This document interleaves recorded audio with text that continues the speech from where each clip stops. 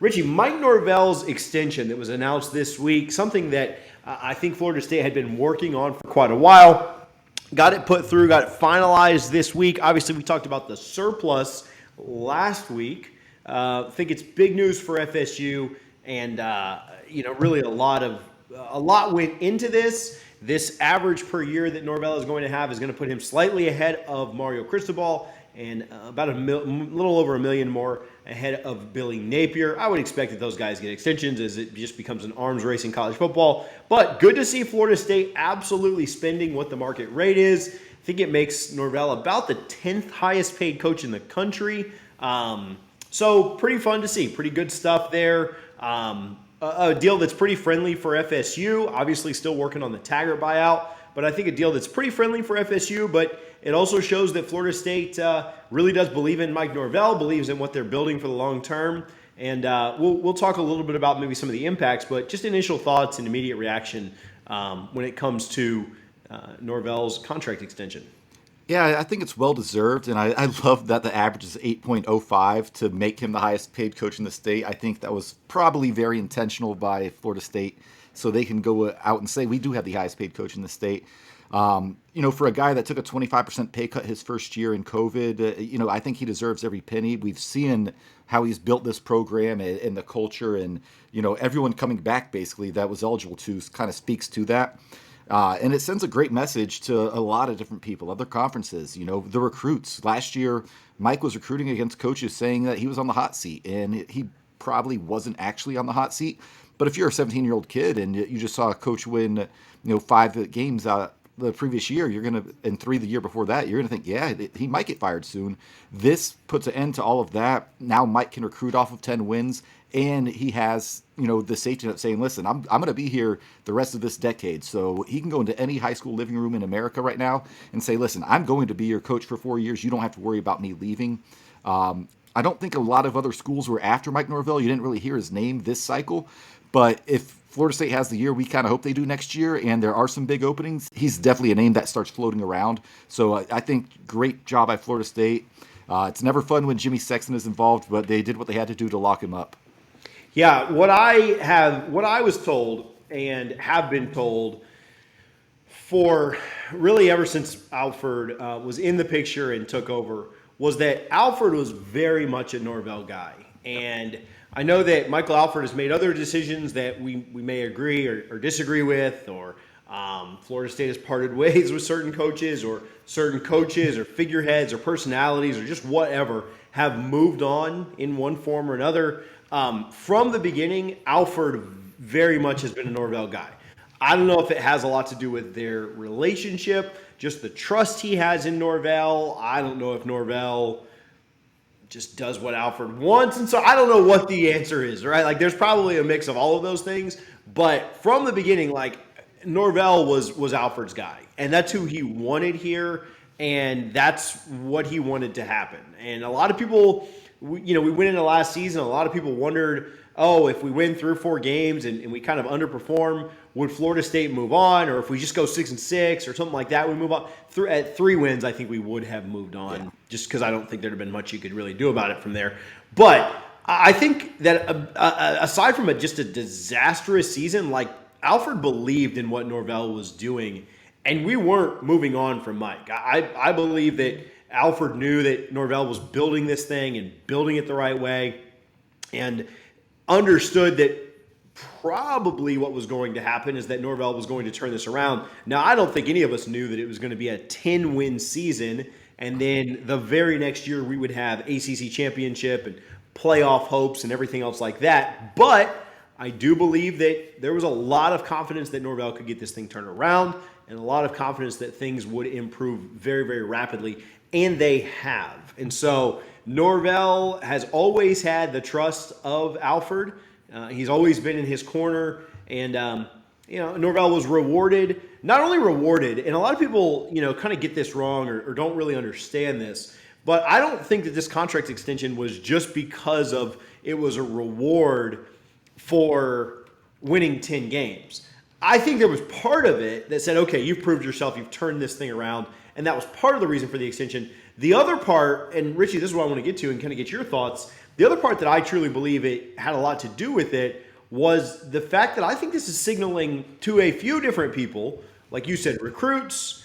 I think it's signaling to the ACC, the Big Ten, the SEC, that Florida State is here to play big boy football and is here to pay like a top 10 university in this country. There's a big argument going on about blue bloods and new bloods and everything, right? Like what the basketball team had kind of dubbed themselves for years. But I don't really know how important that is, how much that really matters. Right now, Florida State views themselves as a top 10 program in college football. You can agree with that. You can disagree with that. I don't really care. That doesn't matter to me. But Florida State views itself in that top 10 category. They believe they have top 10 when it comes to NIL. They believe they have top 10 when it comes to facilities with the new indoor facility being built. They believe they're top 10 in expectations. They believe they should be top 10 in recruiting. And so all of that, if they believe all of that, they also need to be at top 10 when they're considering paying their coaches, when they're talking about both on the field and off field staff. If you want your coach to perform at a top 10 level, you need to provide him with enough stability and support to be able to compete at a top 10 level. They have a top 10 brand, which we'll talk about here in just a minute. It's the number one brand in the ACC. But if you're going to expect that out of your coach, and you're going to expect your coach to recruit at a top 10 level and win at a top 10 level and do all that, then you need to pay him like that. You need to send a message that we're not cheap, we're not broke, there are no doubts about the longevity of this. And like I said, I think Richie did send a message to the Big Ten and the SEC to say, hey guys, we're paying like the elites of college football. We're paying like the absolute cream of the crop in this sport. You guys need to recognize what's going on. And I don't have any inside info. There's no like, oh man, the SEC saw this contract decision, something's about to happen. But I think Florida State is trying to position themselves as well as it can to make that statement. And they're doing a fairly good job of it right now. Yeah, absolutely. When you look at the $100 million football-only facility that's going to be built probably in the next 20 to 24 months or so, that alone is a huge investment that you don't need, but it sends a message, like you said, TJ, to the college football world and these conferences because, the SEC, they're cutting their teams $50 million checks right now. And it's going up. And it only goes up from there. Florida State is well behind, I think, in the high 20s, low 30s right now with the ACC. So one of two things has to happen. Either these other conferences, either the SEC or Big Ten takes notice and says, you know what, this is a brand we can use, and we're going to talk about that in a second, TJ. Or do you force the ACC's hand and Jim Phillips, if he remains the ACC commissioner, to change their model of how schools are compensated and say, listen, we're going to start compensating schools based on TV ratings, based on what they bring to the conference, because Florida State would have an argument there, and then you probably have a chance to keep Florida State and Clemson happy, at least in the interim, but you're going to piss off a lot of the other league members, especially like the Wake Forest and the Boston Colleges, who bring nothing to the conference whatsoever. So I think it's a strong message for Florida State, just showing how committed they really are. With the battle's end, the collective, obviously they can't work with the schools directly. That's going to change here shortly, it looks like, thanks to some legislation. But it's happening. We know that, right? Florida State is all in on football, committed 100%, and that message is being sent loud and clear right now, TJ.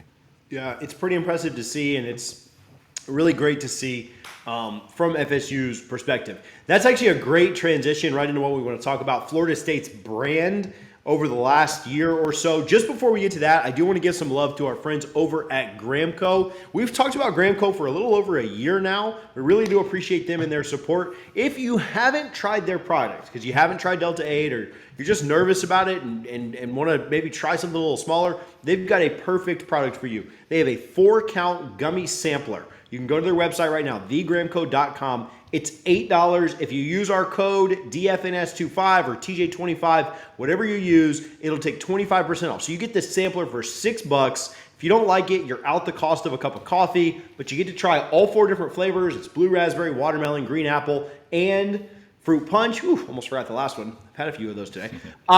Check them out. Again, if you don't like it, if you try the If you try the $6 pack and you don't like it, I'll get you a gift card to Garnet and Gold. You'll be good to go there. So no risk at all. Go to thegramco.com.